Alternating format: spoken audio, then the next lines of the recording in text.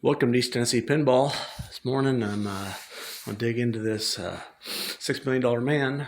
Jane's got this thing stripped. She's gonna be doing some touch-ups here. But this morning I'm gonna finish up on this rectifier. So had all the boards out the other day. They're over here. Yeah, I just went through and did all the updates, the solenoid board. I'll do that in another video sometime. Reflowed the solder on all these boards. The displays, about 2 or 3 of them had some issues.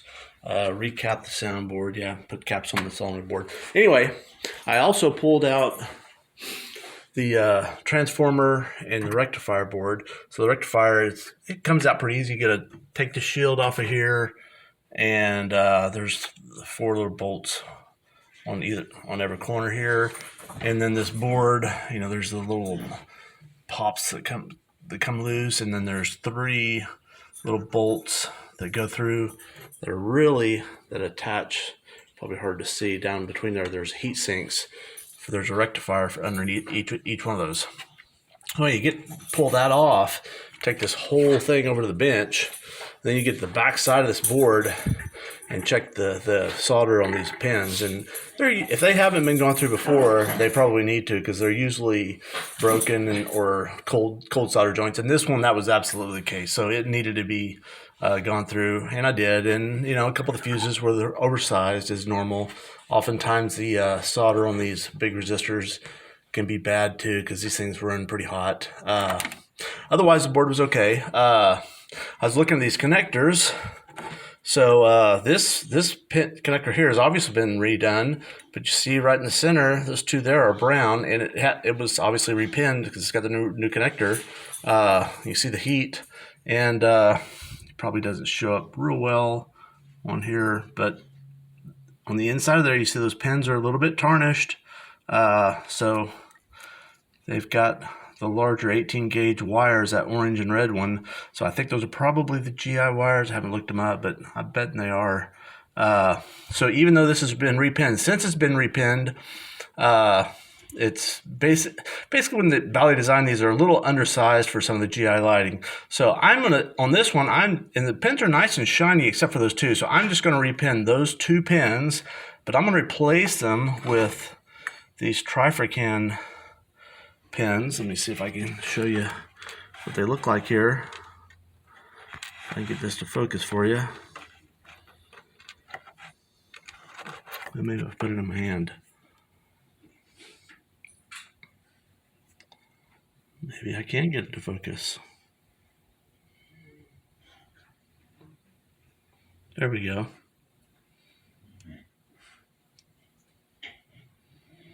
It's hard to get where you can see it, trying to rotate it 90 degrees. Well, let me just stick it on here. Basically, these things grab the pins. If I put it on here, on 3 surfaces. So if you can see that, see how they not only grab it from the bottom, they squeeze it on both sides.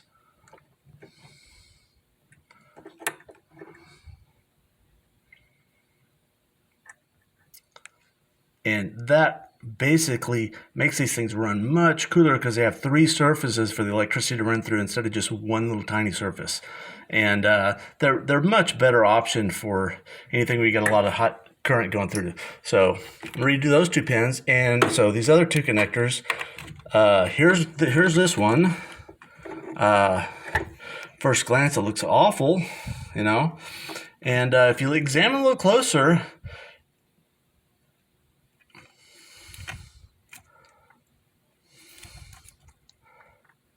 I believe this one was probably repinned at the same time this one was repinned, and who knows how long ago that was, but it wasn't too awful long, because this is still nice and white.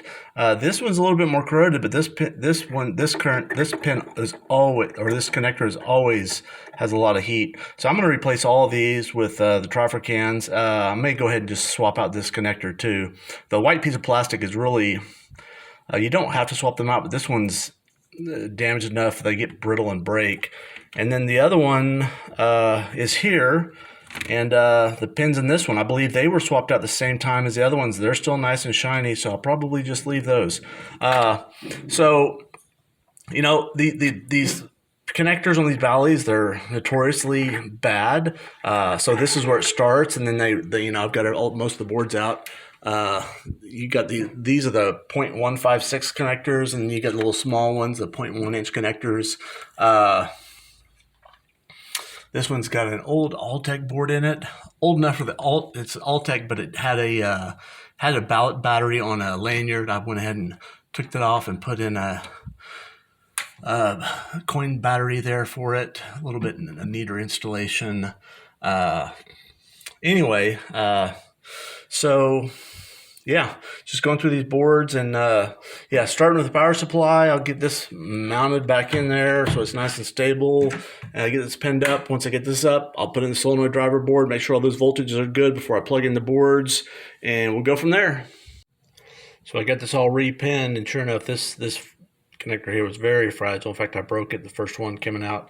Here's the new one, and you always got to remember to put the little the spacer in here, which I did, and that keeps people from putting it. You know, it's real easy to put these off one, or actually even put it on the wrong connector, or put it in upside down.